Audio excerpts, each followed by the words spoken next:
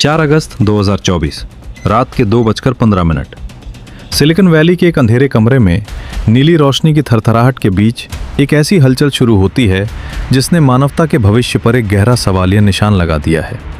ये वो समय था जब दुनिया गहरी नींद में सोई थी, लेकिन कुछ सर्वर फार्म्स के अंदर बाइनरी कोड्स और एल्गोरिदम्स ने एक ऐसी भाषा सीख ली थी जिसे अब तक सिर्फ इंसानों का एकाधिकार माना जाता था।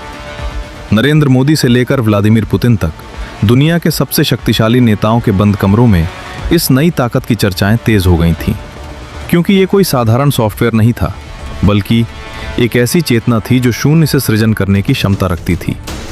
जब पहली बार किसी मशीन ने पिकासो जैसी पेंटिंग बनाई या मोजार्ट जैसी धुन छेड़ी, तो वो केवल कला का प्रदर्शन नहीं था, बल्कि एक खामोश युद्ध का आगाज था। इस कहानी की जड़ें बहुत गहरी और अंधेरी हैं, जहां महान वैज्ञानिकों ने भगवान बनने की कोशिश में मशीनों को वो रूह दे दी जो केवल कुदरत के पास थी। दशकों पहले जब अजीत डोवाल जैसे रणनीतिकार सीमाओं की सुरक्षा के लिए पारंपरिक हथियारों पर भरोसा करते थे, तब पर्दे के पीछे डेटा और चिप्स की एक ऐसी दुनिया तैयार की जा रही थी जो भविष्य में परमाणु बम से भी अधिक घातक होने वाली थी। मशीनों ने धीरे धीरे इंसानी व्यवहार को पढ़ना शुरू किया।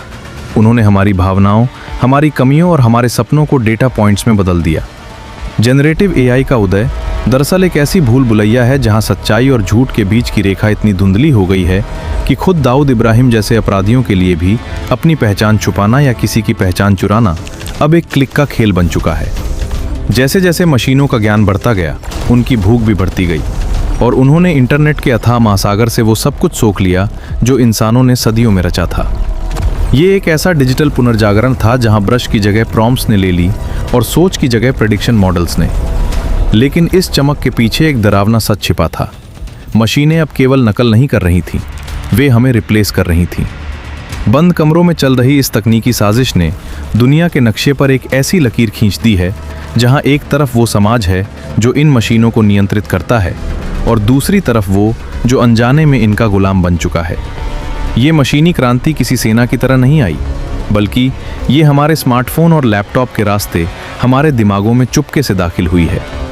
आज जब हम एक एआई द्वारा बनाई गई तस्वीर या वीडियो देखते हैं तो हमें उसमें सुंदरता दिखाई देती है, लेकिन उसकी गहराई में झांकने पर वो शून्य नजर आता है जो इंसानी जज्बातों की मौत से पैदा हुआ है। मशीनों ने सृजन करना तो सीख लिया, लेकिन वे उस दर्द और उस तड़प को कभी महसूस नहीं कर पाईं जो एक असली कलाकार अपनी रचना में डालता है। पुतिन के रूस से लेकर अमेरिका की हाईटेक लैब्स तक हर जगह अब एक ही होड़ है कि कौन पहले उस सुपर इंटेलिजेंस को हासिल करेगा जो पूरी दुनिया की हकीकत को फिर से लिखने की ताकत रखती है। ये वो दौर है जहां शब्द अब केवल सूचना नहीं रहे, बल्कि वे हथियार बन चुके हैं जो किसी की भी छवि को मिट्टी में मिला सकते हैं या किसी को भी मसीहा बना सकते हैं।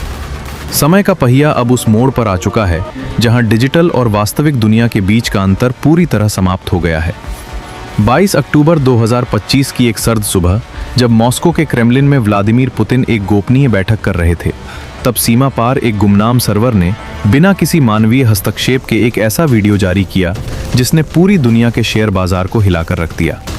ये जनरेटिव एआई का वो चेहरा था जिसे अब तक एक वरदान समझा जा रहा था, लेकिन अब वो एक अदृश्य दुश्मन की तरह व्यवहार कर रहा था।